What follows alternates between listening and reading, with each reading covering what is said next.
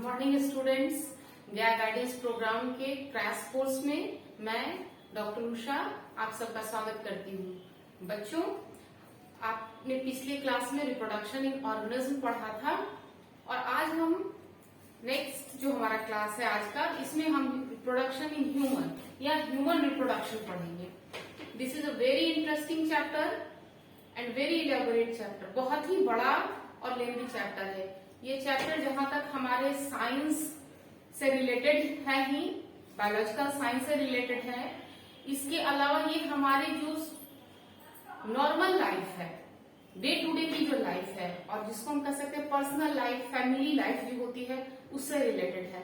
So it is a very practical topic also. Students, मैं आज जब आपको ये चैप्टर डिस्कस करने जा रही हूँ तो आई होप कि आप इसे अच्छे से समझेंगे और एंजॉय करेंगे क्लास को। तो let's come to the smart board.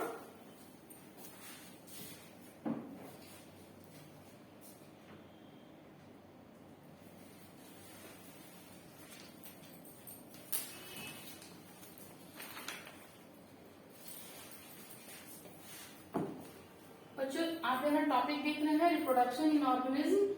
ये आप जो डायग्राम पीछे का देख रहे हैं बच्चों, ये फ्लावरिंग फ्लावर प्लांट है। यहाँ जो फ्लावर है वो ब्लूम कर रहा है, खिला हुआ फ्लावर है और इसमें आप उसके जो रिप्रोडक्टिव पार्ट्स हैं उसको देख रहे हैं। और आज का जो हमारा मेन टॉपिक है ह्यूमन रिप्रोडक्शन। ये डायग्राम जो दिखा रहा है ये ओवम, ह्यूमन ओवम है और इसके ये साइड में ये स्पर्म जा रहे हैं। क्योंकि आप ऑलरेडी पढ़े हुए इस टॉपिक को तो आप इस डायग्राम को इजिली समझ सकते हैं। अब आते हैं अपने टॉपिक पर जो कहता है रिप्रोडक्शन। रिप्रोडक्शन क्या है? एबिलिटी टू प्रोड्यूस, अपने समान ही जीव को उत्पन्न करना रिप्रोडक्शन कहलाता है। और आप यह बात पिछले कई कक्षाओं में पढ़ते आ रहे हैं। लेकिन सबसे बड़ी बात यहाँ पर क्या होती है कि it produce a new generation, नई पीढ़ी का जो जन्म होता है वो सिमिलर टू देमसेल्व्स, अपने जो पिता होते हैं, माता पिता होते हैं, उनके समान ही उनकी संतति होती है। तो ये फंडामेंटल कैरेक्टर जो होता है वो केवल जो लिविंग ऑर्गेनिज्म है और खास करके जो हायर ऑर्गेनिज्म है उनमें पाया जाता है। और इससे क्या होता है, पॉपुलेशन को हम इंक्रीज करते हैं, मेंटेन करते हैं, साथ ही स्पीसीज को भी बनाए रखते हैं। आप यहाँ का डायग्राम देख रहे हैं, एक ह्यूमन है जो अपने बेबी के साथ एक महिला खेल रही है तो उसका बच्चा उसी की तरह होता है। इट में कि वो उसके समान हो, उसके हस्बैंड के समान हो, या जो उसके पूर्वज हैं या फोर फादर्स हैं या जो ग्रैंड पेरेंट्स हैं उनके लक्षण। यहाँ जिराफ और एलिफेंट का डायग्राम भी यही शो कर रहा है। यानी कि जो भी संतति ऑफ स्प्रिंग होंगे वो अपने माता पिता के समान ही होंगे। क्यों? क्योंकि सेक्सुअल रिप्रोडक्शन में गैमेट ट्रांसफर होता है और उससे क्या होता है, जीन का फॉर्मेशन होता है, जीन का एक्सचेंज होता है क्रॉसिंग ओवर के थ्रू, और जिसमें माता और पिता के दोनों गुणों को नए जीव में पाया जाता है। बच्चों, अब ये हमारा नेक्स्ट स्लाइड है वो एक डायग्राम शो कर रहा है। ये स्टेप वाइज डायग्राम है बच्चों। आप देखें कि जो हमारा पहला स्लाइड दिखा रहा था, दिस इज एन ओवम और दिस इज स्पर्म, ये जो फॉलो कर रहा है स्पर्म एक दूसरे को, यहाँ आकर के ओवम फर्टिलाइज हो जा रहा है। ठीक है, यहाँ फर्टिलाइजेशन का आप देख रहे होंगे डायग्राम। यहाँ ये पॉइंट 1 करके मैंने इसे इंडिकेट भी किया है। It occurs when sperm cell joins with the ovum. यहाँ ज्वाइन करने के बाद जाइगोट का फॉर्मेशन हो रहा है और 2 सेल स्टेज है when ovum start to divide and grow in size. Third stage है जब 2 सेल का जो जाइगोट होता है वो कई सारे डिवीजन के बाद मोरुलर स्टेज में पहुंचा हुआ है। The travels to the uterus and continue to grow. Next is the foetus, human foetus है और ये डेवलप्ड बेबी है आफ्टर 9 मंथ्स। यहाँ पर मैंने लिखा नहीं है सबको, लेकिन यहाँ एक साथ यहाँ मैंने कंक्लूड कर रखा है, आप जिससे समझ कर करके अपने हिसाब से यहाँ पे फिल करेंगे। अब आते हैं बच्चों हमारे ये जो रिटेन पार्ट है, इधर देखते हैं कि steps of sexual reproduction it goes in various phases. बहुत सारे फेजेस में ये कंप्लीट होता है। खास करके जब हम ह्यूमन की बात करें, it is a very complicated process. तो बहुत सारी बारीकियों के साथ ये काम कंप्लीट होता है, वरना बहुत सारे डिसऑर्डर्ड बेबीज भी जन्म लेते हैं। तो पहला हमारा स्टेप होता है gametogenesis, next is gamete transfer, fertilization, blastocyst, gestation period, parturition and lactation. बच्चों जो पहला है gametogenesis, gametogenesis simple formation of gamete is called gametogenesis. अब ये गैमेट फीमेल में भी बनता है जो ओवम में रिजल्ट के रूप में आता है और मेल में स्पर्म के रूप में आता है। गैमेटोजेनेसिस की डिटेल चर्चा मैंने अपने पिछले वीडियो में की है, रिप्रोडक्शन इन ऑर्गेनिज्म। आप बच्चों अगर कहीं पर भी इस गैमेटोजेनेसिस को समझने में दिक्कत आता है तो आप पिछले वीडियो को देखिए, समझिए, और उसमें भी अगर कोई समस्या आती है तो आप मुझे कांटेक्ट करें, कमेंट बॉक्स में दें, जिससे मैं आपकी समस्या को दूर करने की पूरी कोशिश करूं। अगला आता है बच्चों हमारा गैमेट ट्रांसफर। गैमेट का ट्रांसफर होना, जैसे यहाँ ये जो डायग्राम दिखा है, this is shows the gamete of transfer, यानी ह्यूमन बॉडी से उसके एग्जैक्ट लोकेशन तक गैमेट का पहुंचना ही गैमेट ट्रांसफर है। This is fertilisation, you have already understood, आपको ऑलरेडी पता है फर्टिलाइजेशन क्या होता है। एंड ब्लास्टोसिस्ट, फर्टिलाइजेशन के बाद जायगोट जब कई स्टेजेस में सेल डिवीजन करता है तो उसे ब्लास्टोसिस्ट कहते हैं। और जब जायगोट बहुत सारे फेजेस होते हुए ब्लास्टोसिस्ट, मोरुला और ये सब फेज होने के बाद जब मदर के वुम्ब में, माँ के गर्भ में सेट कर जाता है और वहां से जब वो एक फुल लेंथ बेबी बन करके फुल्ली डेवलप्ड होकर करके हो जाता है तो उस पूरे होल पीरियड को जेस्टेशन पीरियड कहते हैं। बच्चे का जन्म लेना is parturition and the next is the lactation, यानी बच्चे का दूध पीना। आप ये सब, उससे अनोखी बात आप समझेंगे बच्चे कि कहते हैं कि खाने पर दाने दाने पर लिखा है खाने का नाम खाने वाले का नाम।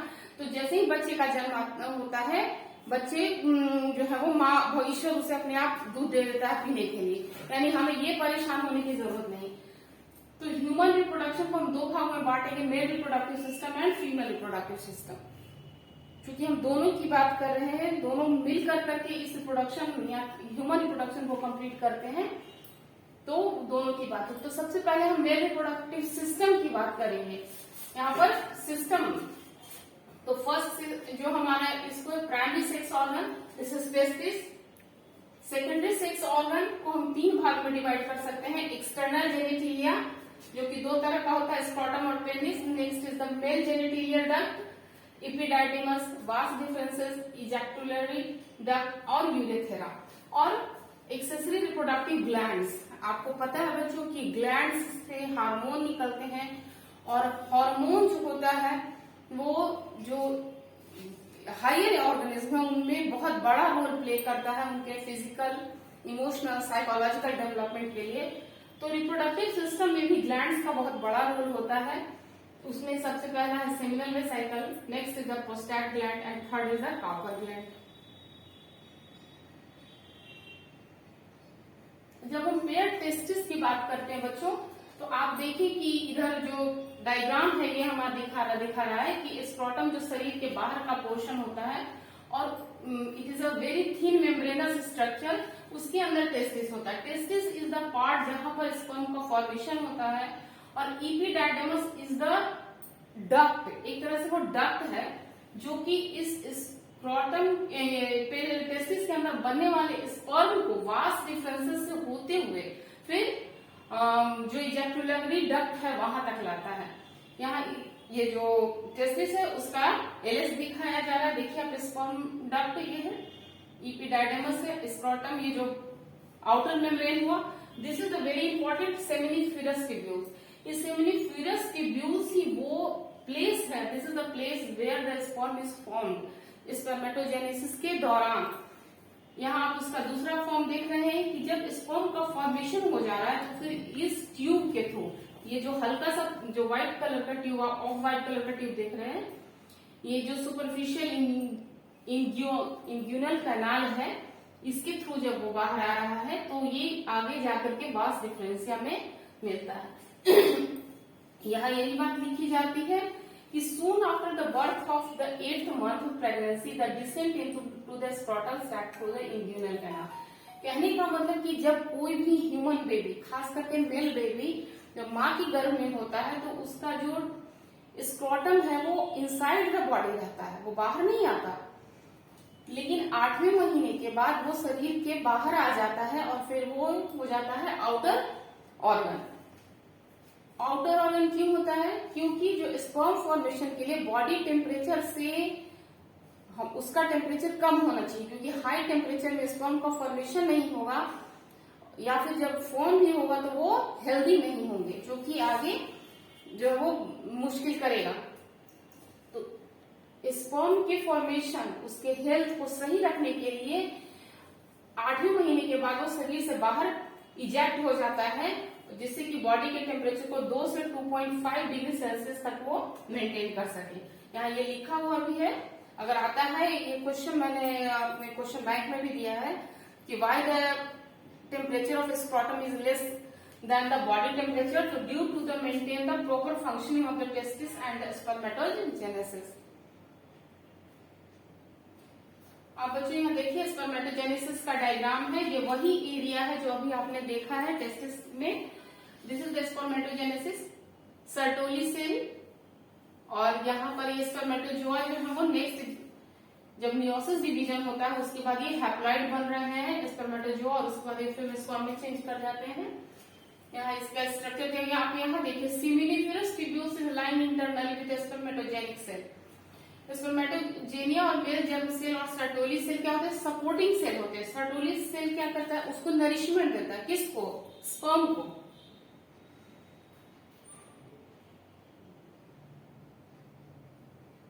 इसी के साथ इसमें लीडिंग सेल भी आता है, ये पीएस है बच्चों स्पर्मेटोजेनेसिस का।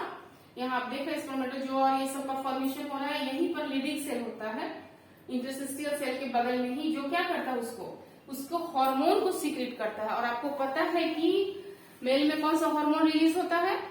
टेस्टोस्टेरोन, तो वो यहीं से रिलीज होता है। अब आते हैं हम एक्सेसरी डक्ट। एक्सेसरी डक्ट मानी एक्सेस, पहुंचना कहां तक? जब स्पर्म का फॉर्मेशन हो रहा है तो फिर वो कैसे बॉडी से बाहर आता है, तो वो सारे डक्ट का मतलब कनाल, ट्यूब, पाइप, हम कुछ भी समझ सकते हैं, लेकिन जो हमारी समझ को सेट करे, तो वो एक्सेसरी डक्ट जो सेमिनिफेरस ट्यूब्यूल्स में बने हुए स्पर्म को शरीर के बाहर पहुंचाते हैं, वो कौन से हैं? तो वो 4 हैं।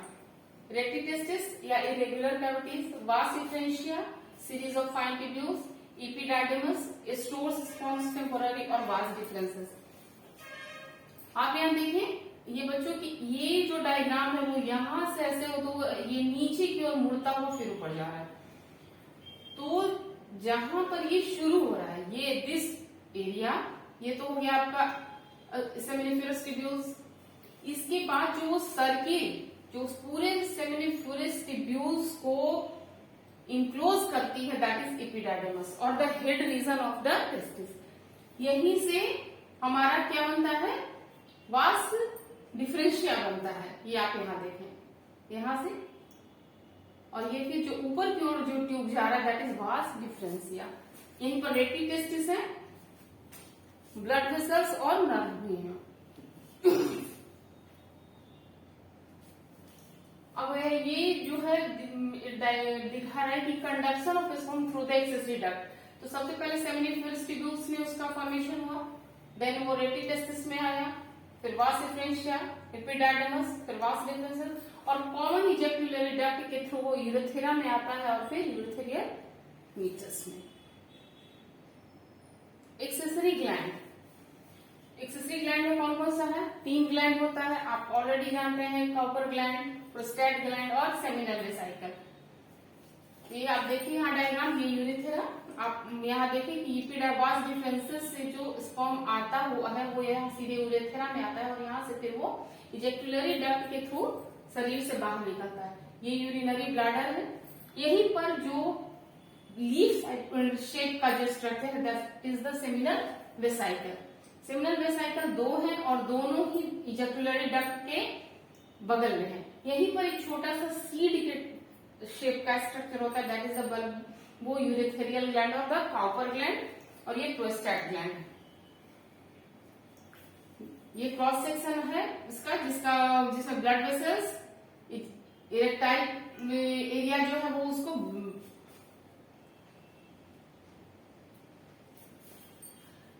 कहते हैं कि जो स्पर्म है उसमें क्या होता है, जो it is a liquid viscous jelly like structure, तो उसमें क्या क्या होता है, तो help in transporting of sperm, supply nutrient to sperm, provide alkaline to counteract the acidity of uterus. आपको पता है कि यूट्रस में जो ovum that is non motile, वो मोटाइल तो है नहीं, इट इज स्टेबल देयर, और वहां पर का पूरा जो एरिया है वो पूरी तरह से एसिडिक होता है। एसिडिक मीडियम में जैसे ही स्पर्म जाएगा वो सब क्या होंगे, वो पूरी तरह से डाई हो जाएंगे, खत्म हो जाएंगे। ऐसे में जो सीमेन है, सीमेन में एल्कलाइन सब्सटेंस होते हैं जो कि उसको न्यूट्रल मीडियम में चेंज कर देते हैं, और जिससे कि फर्टिलाइजेशन प्रोसेस इजी हो जाता है। Secretion of copper glands lubricate the penis. Secretion of epididymis, vas deferens, seminal vesicle and prostates helps for the maturation and motility of the sperm।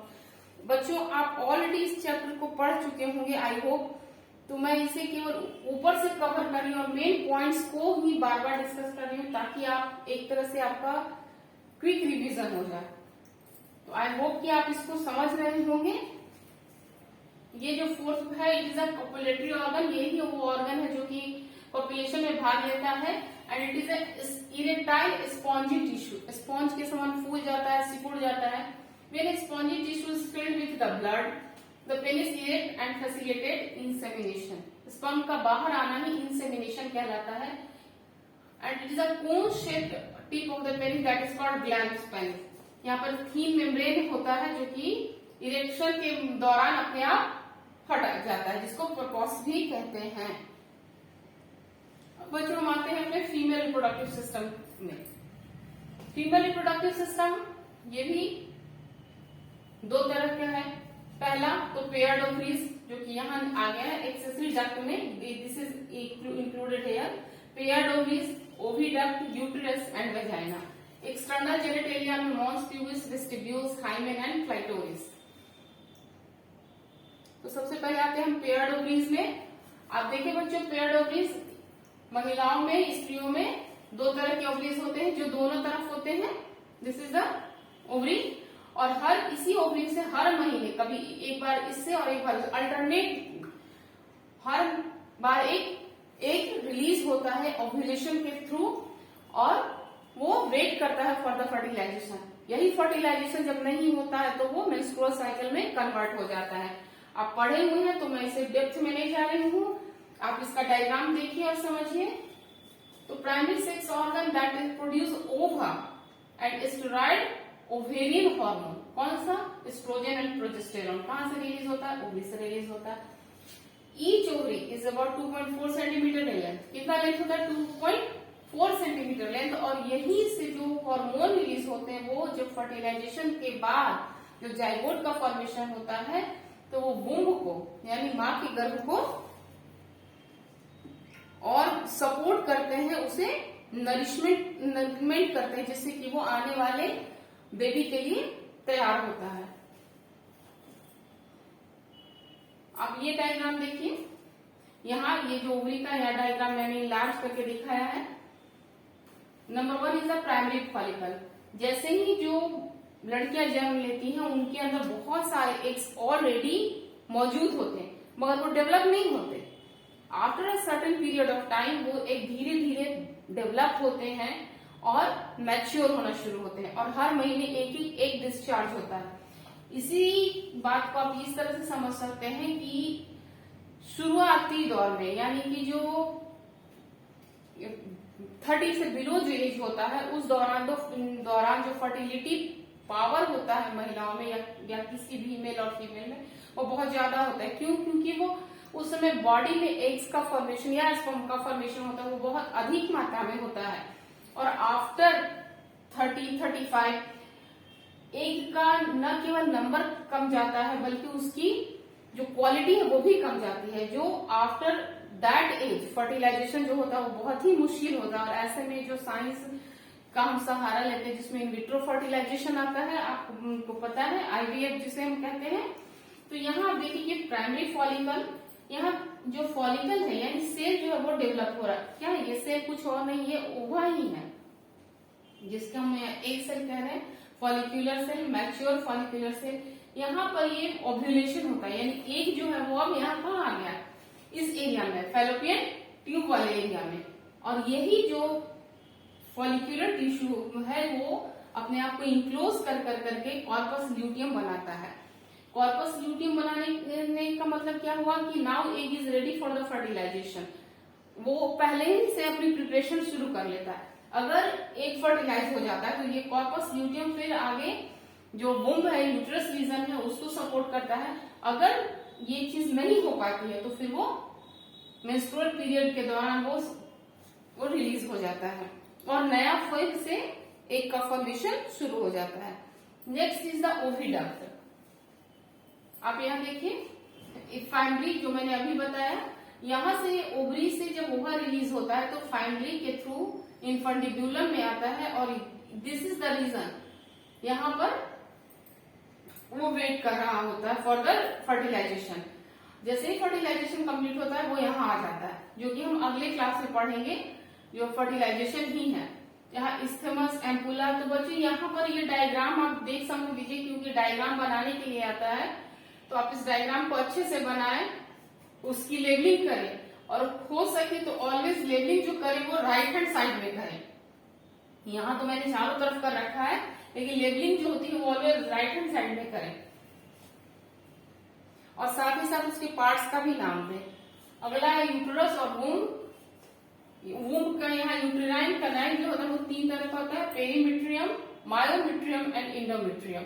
ये external thin membrane, middle thick layer smooth muscles जो कि foetus को support करता है और उसे कई तरह के जो बॉडी में जो झटके होते हैं, रप्चर्स होते हैं, उन सब से बचाता है। और इंडोमेट्रियम जो होता है inner glandular vascular tissue, this is the वेजाइन। External genitalia में आप देख रहे हैं बच्चों, मॉन्स प्यूबिस, वेस्टिब्यूल्स, हाइमेन और क्लाइटोरिस। इसमें ये सब तो आप जानते हैं, लेकिन हाइमेन के बारे में एक बहुत बड़ा साइकोलॉजिकल कॉन्सेप्ट हम लोगों के दिमाग में होता है। तो हाइमेन जरूरी नहीं है कि वो परमानेंट हो और हर एक लड़की के बॉडी में प्रेजेंट ही हो। इट मे की वो आजकल की लड़कियां दे आर वेरी एक्टिव, बहुत वो ईमानदार नहीं है, वो बहुत ज्यादा कैरियर ओरिएंटेड भी हैं। तो इट मे कि वो हाइमेन जो है वो फट जाए तो हम उसके कैरेक्टर पे हम क्वेश्चन मार्क नहीं लगा सकते। और एक एजुकेटेड पर्सन होने के कारण हम लोगों को इस चीज का ध्यान रखना भी चाहिए।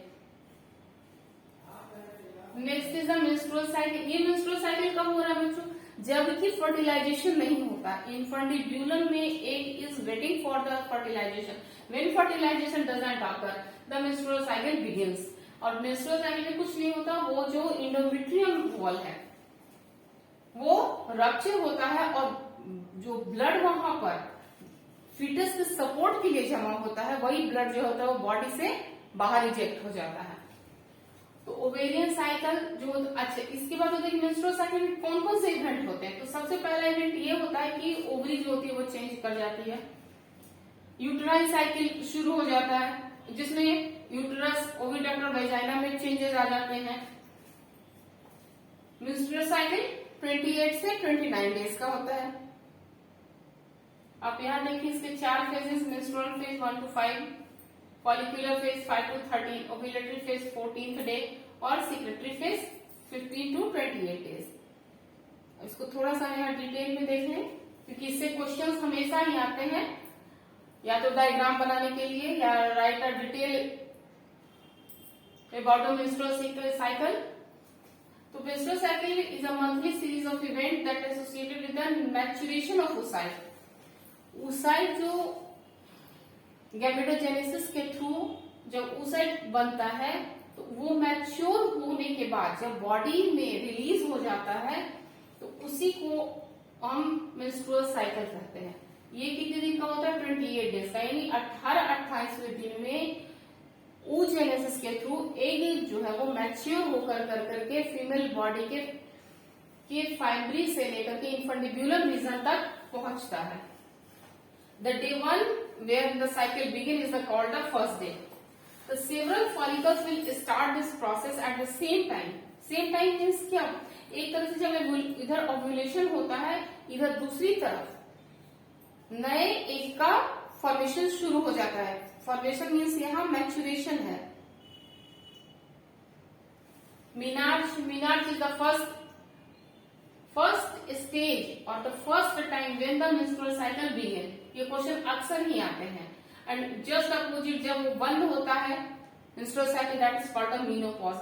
और ये 50 years एवरेज माना गया है. और ये थोड़ा या ज्यादा एवरेज है, ये वो किसी के जेनेटिकल और फैमिली बैकग्राउंड पर डिपेंड करता है.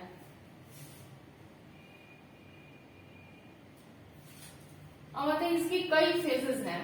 तो पहला फेज जो है वो 1 to 5 डेज का होता है, जब breakdown of endometrial lining of the uterus. मैंने अभी आपको बताया है कि यूट्रस के यहाँ इंडोमेट्रियल लाइनिंग का जो ब्रेकडाउन होता है वहीं से मेंस्ट्रुअल फेज स्टार्ट होता है और ब्लीडिंग शुरू होती है. और इसी के साथ जो दूसरा जो फेज है जो 5 से 14वें दिन तक चलता है, that is the follicular phase, यानी the formation and maturation of the next cell.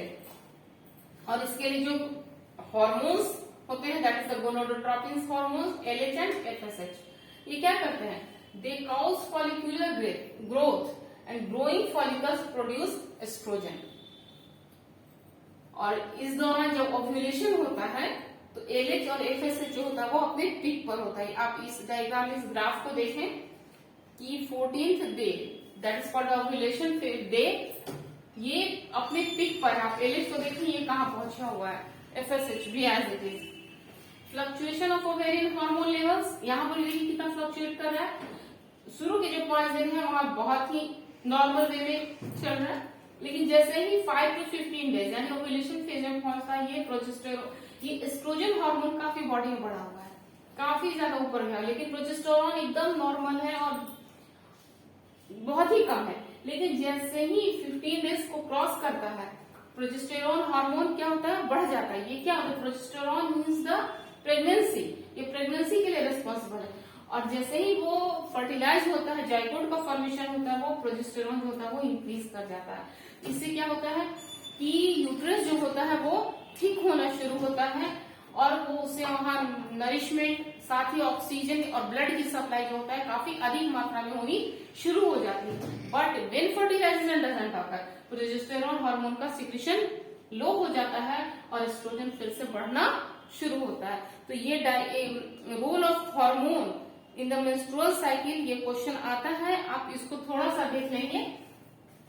और ये सिंपल स्ट्रक्चर है जो मैंने आपको बताया है. यहाँ देखिए इनके फॉलिकल है, जो कि मैंने पिछले स्लाइड में बताया था, इतने की वो ज्यादा समझ में ना आया हो. तो ये यहाँ देखिए प्राइमरी फॉलिकल है जो यहाँ डिवीजन स्टेज में है. ये यहाँ सेकेंडरी प्राइमरी डिवीजन यहाँ हो रहा है. यहाँ ग्राफियन फॉलिकल का फॉर्मेशन यहाँ देख रहे हैं, ओवा है. यहाँ ओवा रिलीज होकर के इन्फंडिबुलम में फाइब्रिल के थ्रू इन्फंडिबुलम तक पहुंच रहा है. और यही जो बचा हुआ ग्राफियन फॉलिकल है वो कॉर्पस ल्यूटियम का फॉर्मेशन कर रहा है. और यहाँ जब कॉर्पस ल्यूटियम का फॉर्म हो जाता है तो प्रोजेस्टेरोन हार्मोन का सीक्रेशन बढ़ जाता है. साथ ही अगर ये यहाँ नहीं होता तो कॉर्पस एल्बिकन्स बन जाता है. अब बच्चों मैंने बहुत ही शॉर्ट में इस पूरे टॉपिक को, आधे भी टॉपिक को जिसमें आपका male and female reproductive system and menstrual cycle आता है, उसको कवर करने की कोशिश की है. अब बच्चों कुछ क्वेश्चन आंसर हम सॉल्व करते हैं जिससे थ्रू हमारा कॉन्सेप्ट और क्लियर हो. जैसे सिंपल एक क्वेश्चन हम लेते हैं, क्वेश्चन नंबर 1 को ही अगर हम ले लें, व्हाट इज कॉन्जुगेशन. आपने सिंगल में भी पढ़ा है और आपने बहुत सारे फिजन के मेथड भी एसेसुअल प्रोडक्शन में पढ़ा है, लेकिन कॉन्जुगेशन आप इसमें पैरामीशियम में पढ़ चुके हैं. What is conjugation. कॉन्जुगेशन अक्सर जो होता है generally form in the lower vertebrates और लोअर ऑर्गेनिज्म, लेकिन यहाँ conjugation simple, it is a method to form a tube to form the gametes for the achieve for the fertilisation. Gamete का केवल transfer होना ही कॉन्जुगेशन है, जिससे कि fertilisation complete हो सके.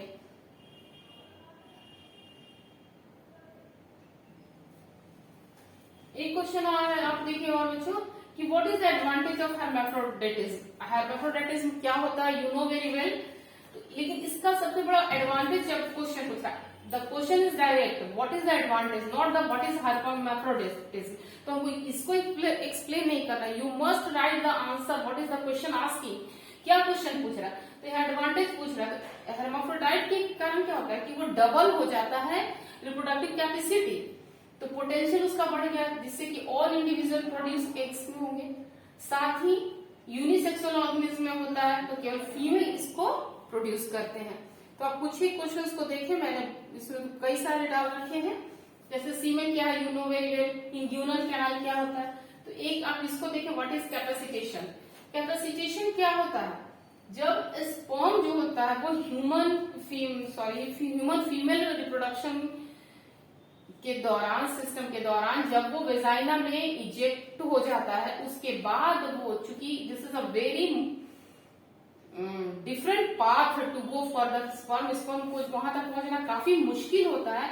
तो ह्यूमन बॉडी में खास करके फीमेल जो रिप्रोडक्टिव पार्ट है उस बॉडी में एक तरह का खींचना, सकिंग प्रोसेस होता है, जिससे कि वो स्पर्म है वो ओवम तक पहुंच सके, जिसको कि हम कैपेसिटेशन कहते हैं। यानी वो जो सकिंग प्रोसेस है that is called the capacitation, क्योंकि उसके बिना फर्टिलाइजेशन डजंट पॉसिबल, क्योंकि वो नीचे से जाना है फिर ऊपर पहुंचना है, क्योंकि egg is doesn't move, it is non motile but sperm is motile. इसीलिए आप देखते हैं कि per ejaculation 2 to 3 million sperm का डिस्चार्ज होता है।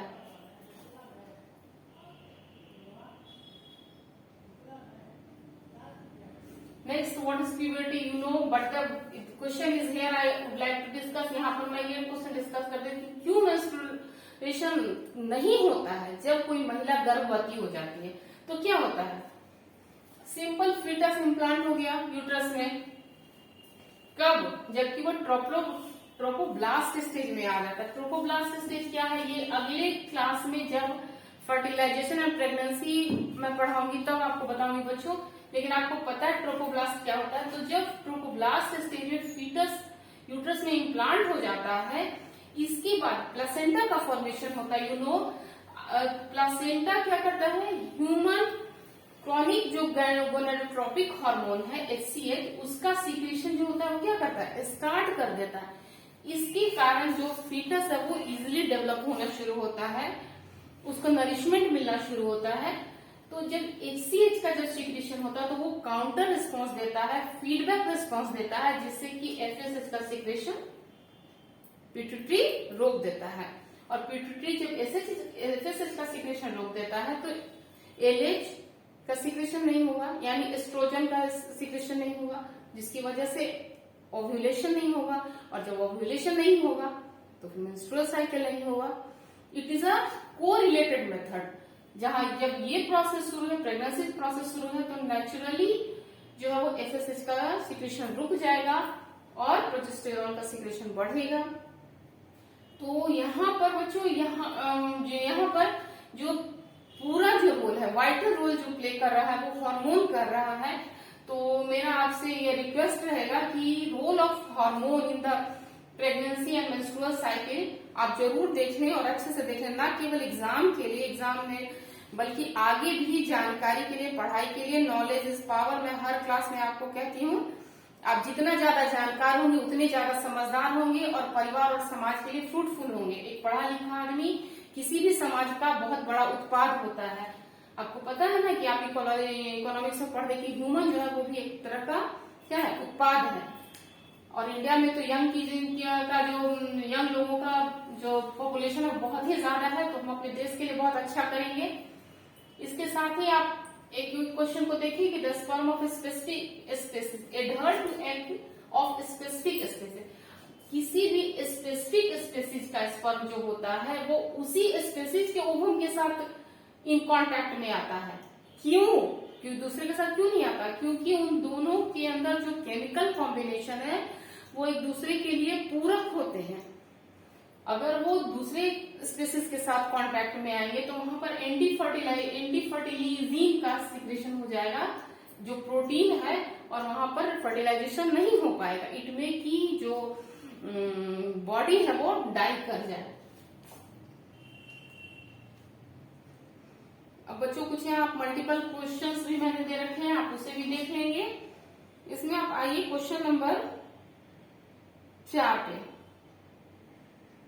मैं बार बार हार्मोन की बात कर रही हूँ, तो आप देखिए यहाँ ये हार्मोन का ही है क्वेश्चन कि if mammalian fails to get fertilise नहीं हो पाया है तो क्या इसमें से अलग क्या होगा? फर्टिलाइज नहीं हो पाया है तो क्या होगा? तो एस्ट्रोजन सीक्रेशन इंक्रीज होगा। एस्ट्रोजन सीक्रेशन इंक्रीज क्यों हुआ? क्योंकि नेक्स्ट मेंस्ट्रुअल साइकिल के लिए वो रेडी करेगा बॉडी को।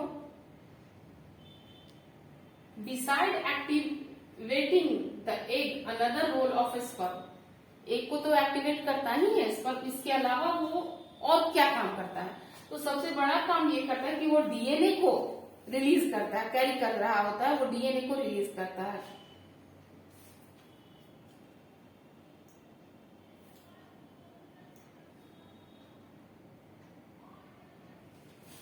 और देखिए ये question in oocyte secondary maturation occur, कहाँ सेकेंडरी मैच्योरेशन होता है? तो फैलोपियन ट्यूब में होता है। इसके बाद अगर एक और क्वेश्चन आप ले लें, the hormone secreted by the human placenta, human placenta जो होता है वो कौन कौन सा हार्मोन सीक्रेट करता है? एस्ट्रोजन, प्रोजेस्टेरॉन, एलएच और ह्यूमन gonadotrophic हार्मोन, कौन सा हार्मोन रिलीज करेगा? लेकिन यहाँ क्वेश्चन करता है कि नॉट सीक्रेटेड, कौन सा हार्मोन सीक्रेट नहीं करता है? ह्यूमन प्लेसेंट, तो एलएच का सीक्रेशन रोक देगा, जबकि प्रोजेस्टेरॉन, एस्ट्रोजन का सीक्रेशन बढ़ता रहेगा। अगला आप क्वेश्चन देखिए बच्चों, question number 16, morula is a developmental stage. Morula क्या है? डेवलपमेंटल स्टेज है, जाइगोट के बाद का स्टेज है। तो इसमें between the zygote and blastocyst, between the blastocyst and gastrula, after the implantation and between the implantation and parturition. अब चारों ऑप्शन को बच्चों समझें। आफ्टर इम्प्लांटेशन तो वो तो फिर फिटस में हो जाएगा। अगर पहला को ही हम देखते हैं, morula is a developing stage है, तो between zygote and blastocyst, zygote और ब्लास्टोसिस्ट के बीच का स्टेज ही मोरूला स्टेज होता है, क्योंकि जैसे ही जाइगोट होता है तुरंत उसमें फर्स्ट डिवीजन होता है और वो 2 सेल का बन जाता है जाइगोट। इसके बाद वो 4 सेल का बनता है और फिर 8 सेल का। तो ये जो स्टेज है उसी को मोरूला स्टेज कहते हैं। और ये मोरूला फिर धीरे धीरे क्या होता है, जर्म सेल्स के थ्रू होते हुए हमारे बॉडी में सेट करता है। तो जाइगोट और ब्लास्टोसिस्ट हमारा सही ऑप्शन होगा।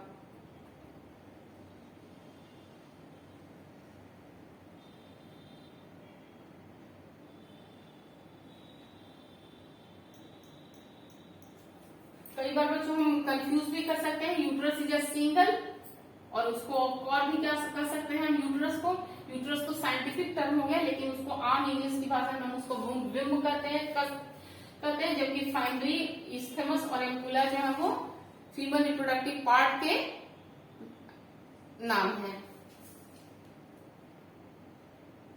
जैसे वही चीज आप यहाँ देखिए, a finger like projection of infundibulum is called fimbria.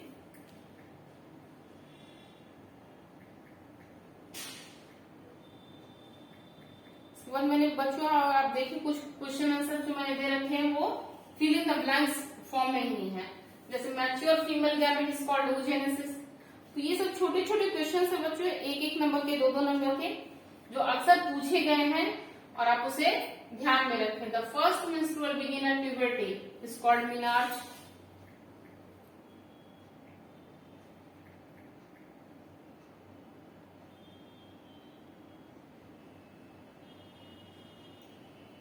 इसके अलावा मैंने 1 वर्ड टाइप के क्वेश्चंस भी दे दिए बच्चों। Name the pouch which testis are situated, क्या होगा?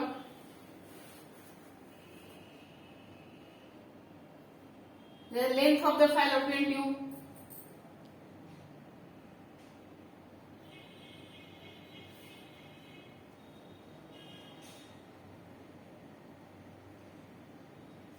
दूसरा क्वेश्चन एक और देख लीजिए, बहुत सिंपल क्वेश्चन है और बहुत समझने का है। At what age spermatogenesis start? तो प्यूबर्टी एज, क्योंकि 13 साल का माना गया है। 13 से 15 साल के बीच में कोई भी बॉय हो और गर्ल हो प्यूबर्टी स्टेज में आ जाते हैं और हमारा सेकेंडरी सेक्सुअल कैरेक्टर जो होता है वो वहां पर डेवलप होना शुरू हो जाता है।